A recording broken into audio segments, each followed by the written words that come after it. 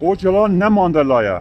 نلسون ماندلا د دیروکا مدرن یا جهانی دا یک جریبرین هری بجاریه. ویل برانبر نظام آپارتاید تکوشینه که به همپا مشاندو بو سمبولا پیواجوی آشتی و دیالوگی. جبر وی یکی جی د سال 1990 دا خلاطا نوبل جیر را داین. جبوی عبدالله اوجلان کو سروک پککیه خباته که پی آرت مشاندن. جبوی کو وسا نشان بدن او سمبولا آشتی و آزادی و دموکراسیه. او لنگی که پروژه که او پروژه دخوازه ده نابرا عبدالله اوجلان و ماندلا دا شپاندنه که چه بکه. جبرکو ماندلا جی ده زندانه که گراوه دا ما بو. لوما به هنک آگاهی سرانسری و گوتنی پوپیلر دخوازن ماندلا و اوجلان وک هم نشان بدن. یکم جار اوجلان به ماندلا شپاندی جی هر اوجلان بخوا بو. نهاجی دخوازن دسر کردان را تشتی که وسا چکن که اوجلان جی ماندلای کردایه. لیبله خطا وان یا سیاسی و شخصیت وان یا ذاتی و چالاکی وان به تمامی لدیجی هبن. ماندلا از به کوکا خوی افریقی سر بلندم. ماندلا کجی پیشنگی کنگره نتوا افریقای بو خطا سیاسی و آرمانجی که پر زلال هبو. تمنی 46 سالی خدا در سال 1964 دا به زندان حتی ها زادان. هلوستین و یند دادگه دا هلوستین پر برومد بون. نه خو نه جی گل خو شرمزار نکر. آزادی رشپیستا پاراست. به کرتاسی دادگه دا افتشتانین زمان. من به کوکا خویا افریقی کو اسپی سر بلندم ریبرتی کر. از نه کمونیستم. از بری هر تشتکی ولات پرزی که افریقی ما. ماندلا ولات اک دخواست که رشپیست و سپیپیست دیدا به هر راجیان بکن. جبرویه که هفدیتین کرن و دیپلوماسی مشان. لیبل تجار لسر ماف و ناسنامه رشپیستا بازار نکرو تاویز ندا. اوجلان دادگه دا سوهو دو جاران گوت از دخوازم بجیم. سکنه اوجلان جیا ماندلا پر جدایه. در سال 1999 دا دما وگریای ترکیه گوت از دخوازم خدمت دولت خو بکم. او گوت دایکا منطقه او ناسنامه خویا نتوی انکار کرد. هیجان ویدیو انوی هنه گوت لی پرسینه لی امرالیه دا دبیجه از دخوازم به تباهی کردان به ترکیه وگریه بدم. از جبوی و پروژه دخوازم ببم تشارون. در محکمه خویا یکمین دا در سال 1999 دا سوهو دو جاران گوت از دخوازم جیان بکم. حال بکی ماندلا در محکمه خویا سال 1963 دا گوت من تباهی جیان خواه بخش جیان رشپیستا کریه. من فکر کد تباهی انسان به هفرا بجین مقدس دیتیه. ابا آرمان جامنه که از به فکر سر بخینم و دیدا بجیم. لیبل هگر پیویز بو از دکارم جبوی به آرمانجه جی بمرم. اوجلان ده 27 سبات دا دما بانگ لپکه که کری جبوی کردات تود دا خوازک نتوی نکر. حتی چاره سریه که چاندی جی قبول نکر.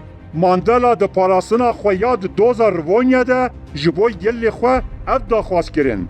بری هر تشته ام مافین سیاسیین و کف دخوازن. جبر کو گر او نبن ام نقصان بمینن. یعنی ماندلا د مافی گل خدا تاویز ندابون. مجاره کی پر گرنگه گل سر تکوشن و جیانا ماندلا یا شخصی تو گمان نبون. تواهی هفدیتنین وی شفاف ونو گل پی آگاهدار بو. اوجلان برواجی وی بو. جیانا وی دا مزراندنا ریخصنا وی زواجا وی و هفدیتنا وی یا به دولت را هر تم تاری و بگمان بو. ماندلا بر پسیار مرنا تو حواله که خوانه بو. ماندلا تکوشینه که چکتاری آبا کری بو.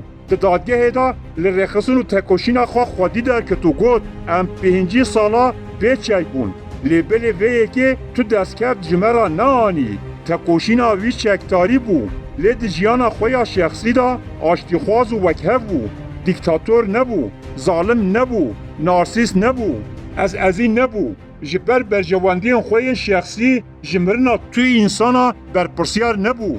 دنابا ای انسی دا به کسی که را شر دستلاداریه نکر. کسی که دفع نداو و نشوشونا کسی که او انسان که آرام و متوازی بو.